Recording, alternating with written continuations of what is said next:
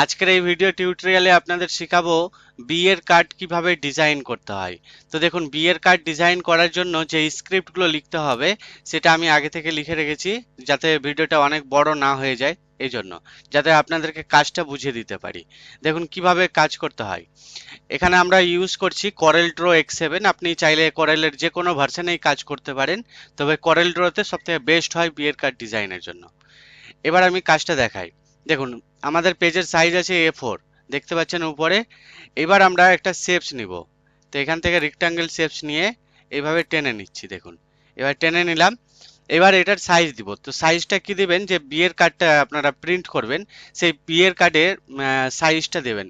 যে বিয়ের কার্ডটা মেপে নেবেন স্কেল দিয়ে, লম্বায় কত আছে এবং চওড়ায় কত আছে। তো আমি যে বিয়ের কার্ডটা ডিজাইন করছি সেটা লম্বা এবং চওড়াতে আছে 190 এখানে দেখুন আমি লিখলাম 190 চওড়াতে, এবং লম্বাতেও করে দিচ্ছি 190, দিয়ে এন্টার প্রেস করলাম। এই আমাদের সাইজ। এবার এটা করার পর এটাকে পেজের মধ্যে বসিয়ে দিলাম। এই দেখুন, এর মধ্যে আমরা ডিজাইন করব, পরে শেপটা ডিলিট করে দিব। দেখুন, এই আমাদের কাজ হয়ে গেল।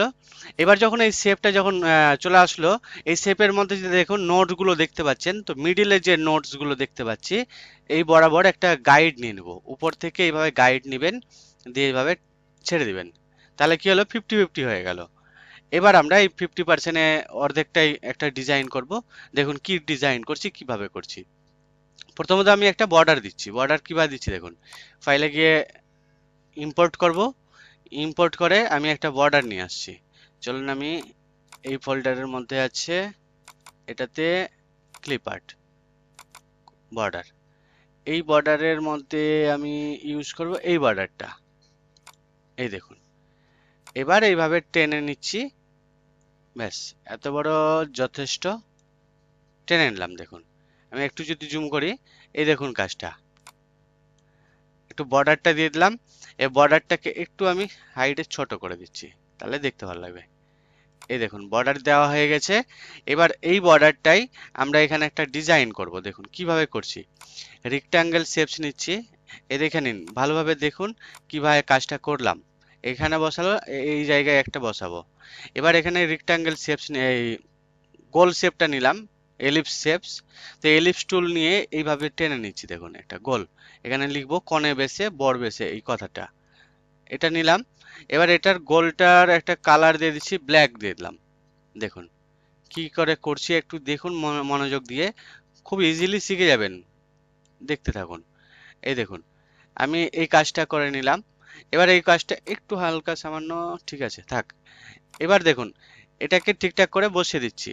বসানোর জন্য এইভাবে অ্যাডজাস্ট করে নিলাম। ব্যাস, এটা থাকলো।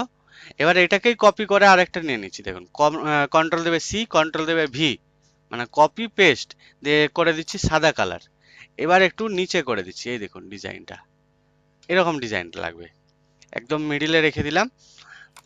এবার এটাকে আমি এই সাইডে আরেকটা বসাবো।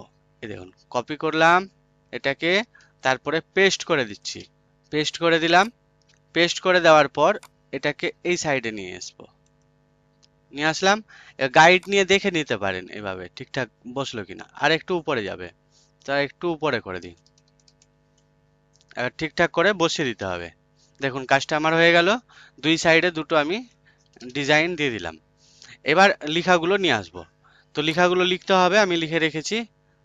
কোথায় রেখেছি যেন, একটু ছোট করি, দেখিয়ে দিই। এই যে এই জায়গায় আমি লেখাটা রেখেছি। এটাকে নিয়ে আমি চলে আসছি, এইভাবে সিলেক্ট করে ধরে নিয়ে চলে আসছি। সমস্তটাই লিখে রেখেছি যাতে ভিডিওটা অনেক বড় না হয়ে যায়, এই জন্য লিখে রাখা আপনাদের। এই দেখুন, এটা তো চলে যাচ্ছে, পেস্ট করে দিলাম। ব্যাস, এটা বারবার চলে আসছে। আচ্ছা দেখুন, এটা হয়ে গেছে। এটা একটু সাইজটা হালকা ছোট করে দিই। ব্যাস, তাহলে আমার এটা পারফেক্ট হয়ে গেল। এবার এই নামগুলো বসিয়ে দিব। তো নামগুলো বসাবো কিভাবে না, নামগুলো বসানোর জন্য এটাকে ধরে এনে এইভাবে এখানে রেখে দিচ্ছি। এইভাবে রেখে দিলাম। এটা ডিলিট করি। এই দেখুন, এটা বসে গেল। এবার আমরা ডান দিককারটাই কাজ করি। তো ডান দিকেও আমি লিখে রেখেছি উপরে পরিচিতিটা এখানে বসাই, ব্যাস। আর লেখাগুলো নিয়ে আসছি বড় বেশে। এটা চলুন এটার কাজ করি আগে। বড় বেশটাকে আমি বসিয়ে দিচ্ছি এখানে, দেখুন বড় বেশ হয়ে গেছে, ঠিকঠাক করে বসিয়ে দিলাম। আর এটাকেও আমি বসিয়ে দিচ্ছি এই জায়গাতে,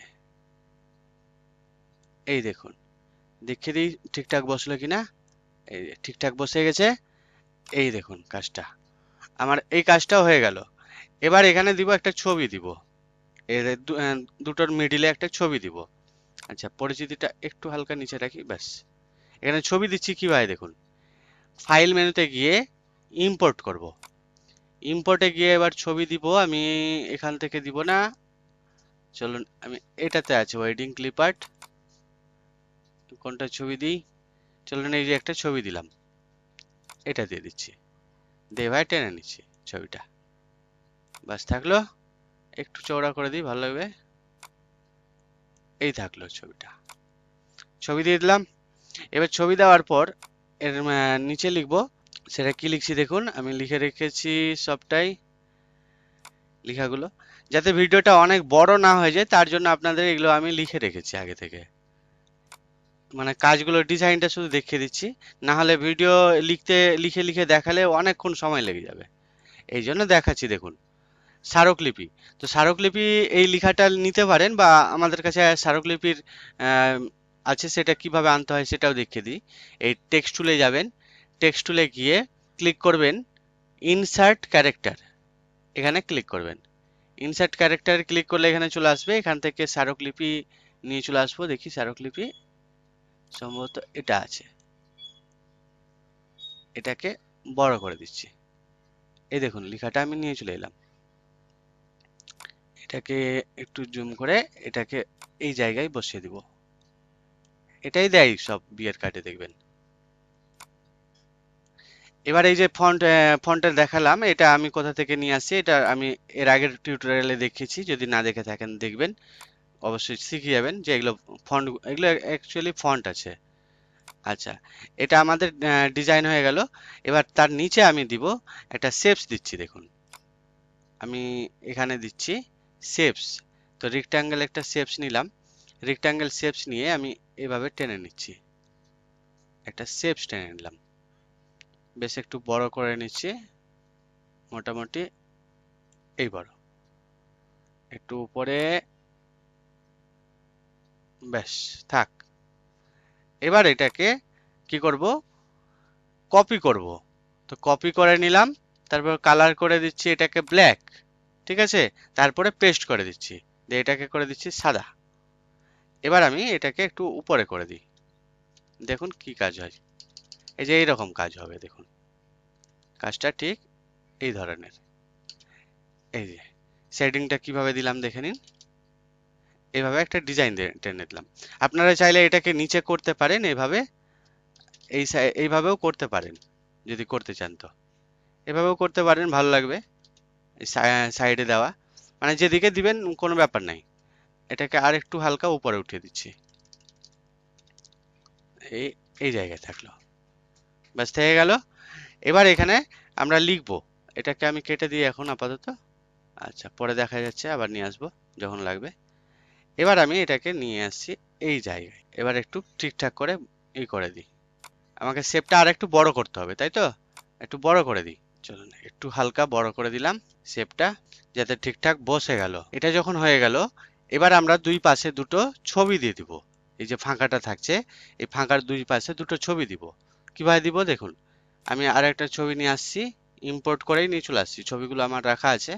চলুন আমি কোনটা ছবি নিই, চলুন এই জায়গা থেকে ছবি না দিয়ে আমি ফন্ট থেকে দিয়ে দিই, ভালো লাগবে। দেখুন টেক্সট মেনুতে গিয়ে ইনসার্ট ক্যারেক্টারে ক্লিক করলাম, ইনসার্ট ক্যারেক্টারে ক্লিক করার পর এখান থেকে এই যে ফন্টগুলো দেখতে পাচ্ছেন, এই ফন্টগুলোর মধ্যে থেকে একটা দিয়ে দিব, ধরুন আমি এই ছবিটাই দিয়ে দিচ্ছি, এখানে দিয়ে দিলাম, একটু বড় করি, এই দেখুন বড় করলাম, বড় করে আর একটু সাইজ বেশ বড় করে দিলাম, এভাবে বড় করে এই জায়গায় বসিয়ে দিলাম, এই দেখুন বসে গেল।